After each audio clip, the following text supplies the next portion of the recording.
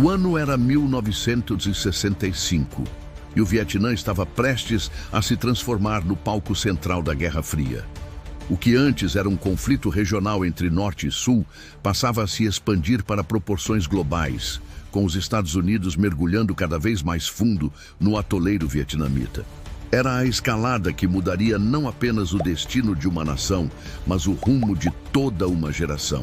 Depois do incidente no Golfo de Tonkin, que deu ao presidente Lyndon B. Johnson o aval para usar força militar praticamente sem limites, os Estados Unidos começaram a mobilizar tropas em escala nunca antes vista no Sudeste Asiático. O envio inicial de 3.500 fuzileiros navais em março de 1965 parecia, à primeira vista, uma medida de contenção. Mas a cada mês que passava, o número crescia. Ao final do ano, já eram quase 200 mil soldados americanos em solo vietnamita.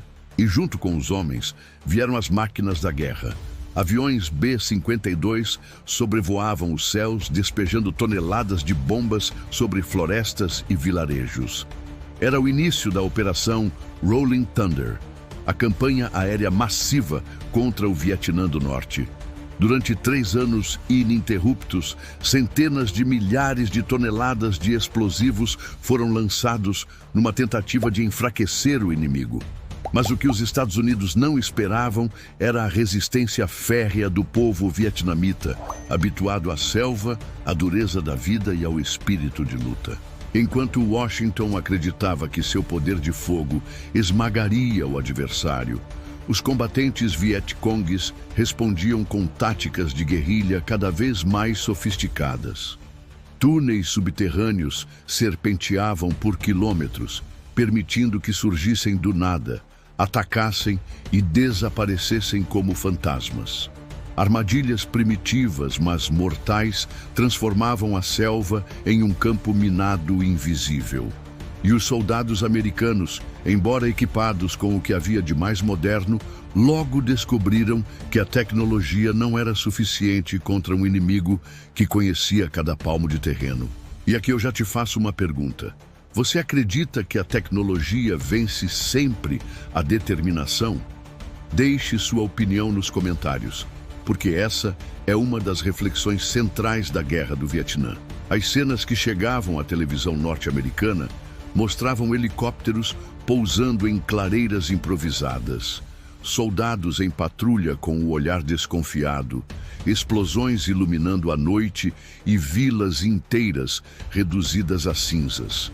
Era a primeira guerra televisionada e cada imagem atravessava oceanos, impactando a opinião pública.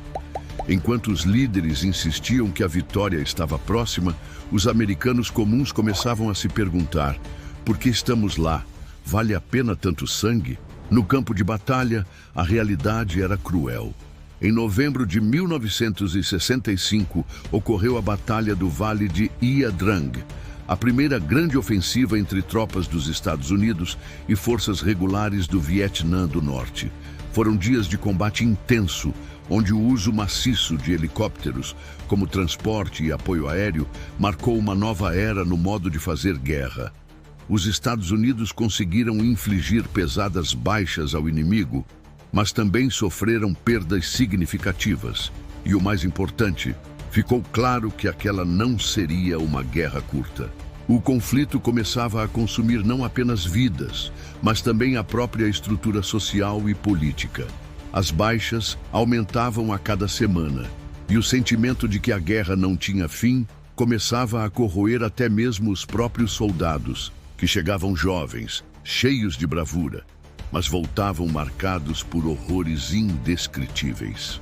E se você chegou até aqui, aproveita e já deixa o like no vídeo, porque isso ajuda demais o nosso canal a continuar trazendo conteúdos tão detalhados como este. No Vietnã, aldeias inteiras eram evacuadas em nome da estratégia de corações e mentes, mas o que os camponeses viam eram suas casas destruídas e suas terras tomadas. A tentativa de conquistar apoio local se transformava em ressentimento, alimentando ainda mais o avanço Vietcong. A selva, úmida e densa, parecia engolir cada passo das tropas americanas. E doenças tropicais, leishmaniose, malária e o constante desgaste psicológico tornavam cada dia um fardo. A escalada da guerra não tinha volta. O presidente Johnson aumentava os números, enquanto o general William Westmoreland pedia mais e mais tropas para alcançar a vitória. E enquanto isso, em Hanoi, o Vietnã do Norte recebia apoio da União Soviética e da China, em uma corrente de suprimentos que garantia que a resistência não se enfraquecesse. O mundo o observava com apreensão.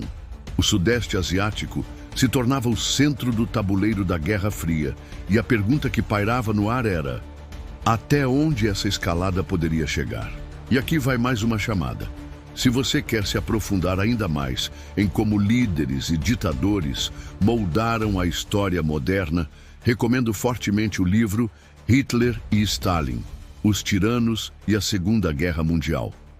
O link para a compra está na descrição e também no comentário fixado deste vídeo. Voltando ao Vietnã, ao final de 1966, já havia mais de 400 mil soldados americanos envolvidos e a guerra parecia não dar sinais de trégua. Cada vitória militar se transformava em uma derrota política. Cada aldeia conquistada voltava às mãos vietcongues quando os americanos se retiravam. Era um ciclo interminável.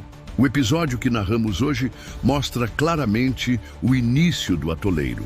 A fase em que o poderio militar parecia invencível, mas encontrava sua fraqueza diante da determinação e da resiliência. E você, acredita que os Estados Unidos poderiam ter vencido essa guerra, ou o destino já estava selado desde o início? Deixe sua opinião nos comentários, pois seu ponto de vista é muito importante para enriquecer nosso debate aqui no canal. Se você gostou do episódio de hoje, não se esqueça de se inscrever no canal, ativar as notificações, deixar o like e compartilhar este vídeo com quem gosta de história e geopolítica. Isso ajuda a manter viva a nossa comunidade e garante que possamos continuar trazendo conteúdos cada vez mais completos e impactantes. Nos vemos no próximo episódio, onde exploraremos ainda mais as contradições da Guerra do Vietnã e os caminhos que levariam ao clímax de um dos conflitos mais marcantes do século XX.